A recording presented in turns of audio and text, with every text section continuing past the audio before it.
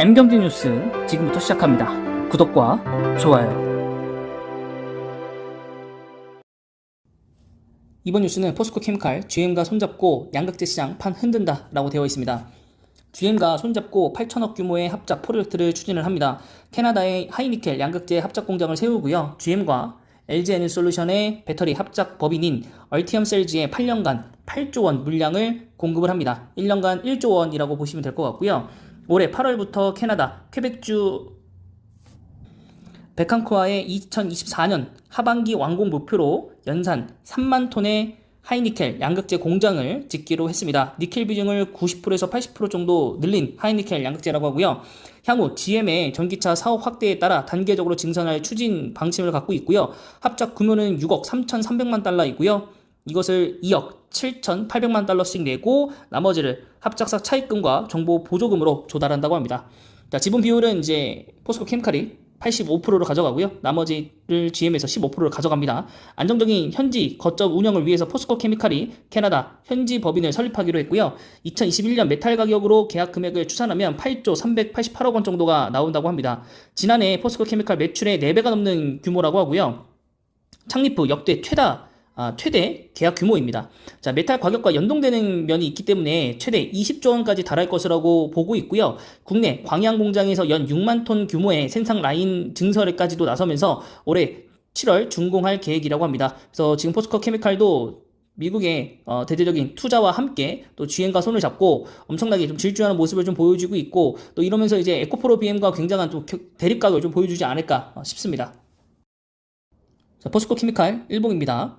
자, 좀 하락을 좀 한 상태이고, 주봉상으로 보더라도 약간의 좀 박스권에 좀 갇혀 있지 않나라는 생각을 좀 하고 있습니다. 그래서 주봉상으로 봤을 때 자꾸 하단을 찍고 올라오는 모습을 재차 좀 보여주고 있고요.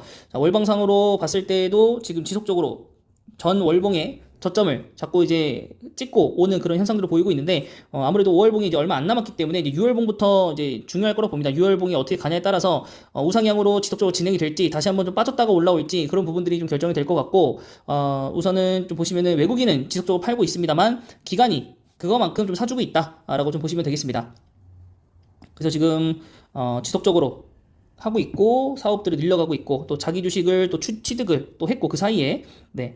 그래서 이제 계획된 대로 꾸준히 잘 진행되고 있는 회사 중에 하나입니다. 실적도 조금 보시면 전분기 대비해서는 상당 부분 좋아졌습니다만, 전년 동기 대비해서는 영업이익이 좀 많이 줄었다. 이 부분은 이제 원자재 급등 때문에 벌쳐진 일이겠죠. 물류 비용도 이제 많이 상승을 했기 때문에, 그래서 매출액이 늘었기 때문에 향후에 이제 가격들이 좀 안정되고 난다면, 추후에 포스코 케미칼에 대해서 훨씬 더 증익을 좀 기다려 볼 수 있을 것 같고, 다만 조금 이제 꺼림직한 거는 PR과 PBR이 너무 높다. 배당금도 근데 그거에 비하면 적게 주는 거고, 또 ROE가 굉장히 좀 많이 떨어졌다. 2% 넘게 좀 떨어진, 2% 정도 떨어진 것이기 때문에 좋은 상황은 좀 아니라고 좀 보고, 주가가 그렇다면 사실 좀 오버페이스를 좀 달리고 있는 건가? 그렇다면은 다시 한번 10만 원 근처가 다시 한번 올 수도 있지 않을까라는 생각이 좀 들기는 합니다. 그래서 그 부분을 좀 체킹을 좀 해보셔야 될 것 같고, 그래도 이제 에코프로비 뭐 이런 회사보다 포스코 케미칼이 조금 더 좋다라고 생각되는 이유 중에 하나는 뭐냐면, 바로 포스코 인터내셔널입니다. 원자재 이제 확보를 위해서 광산이라든가 호수 이런 데 투자를 해야 되는데, 그것들을 할 수 있는 회사가 이미 계열사 내에 포스코 인터내셔널이 있기 때문에, 네, 그런 부분에 있어서는 좋다라고 좀 볼 수 있겠고, 개별적으로 포스코 인터내셔널의 주가 흐름을 좀 본다면 뭐 그렇게 뭐 가격대가 싼 것도 아니고 그렇다고 해서 엄청 높은 것도 아니고, 근데 월봉상으로 보면 사실 좀 높긴 하죠. 월봉상으로 보면 좀 높긴 합니다. 높기는 좀 하고 2조 거의 3조 원대에 대해가고 있고, 기간이 우선적으로 순매수 진행 중이고, 그 다음에 외국인이 순매수 중이긴 합니다만 한 6만 주 정도, 예, 그 정도만 이제 하고 있다라고 좀 보시면 될 것 같고요.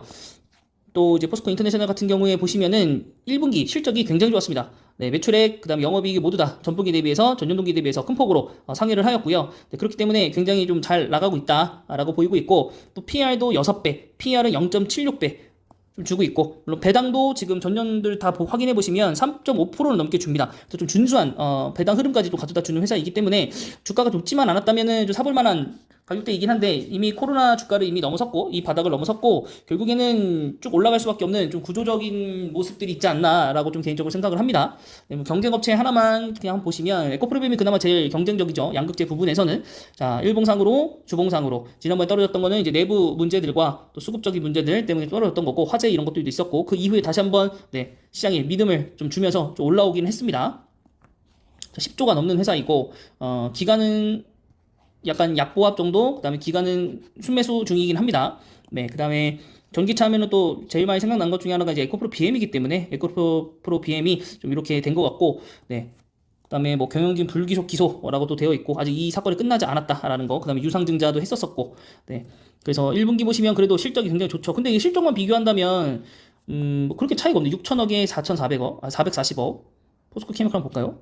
6천억에 440억. 그 영업이익 제외하고는 그렇게 큰 차이가 안 나거든요. 액면가가 500원이라서 그런가요? 그러네. 액면가 500원이군요. 똑같이 500원인데.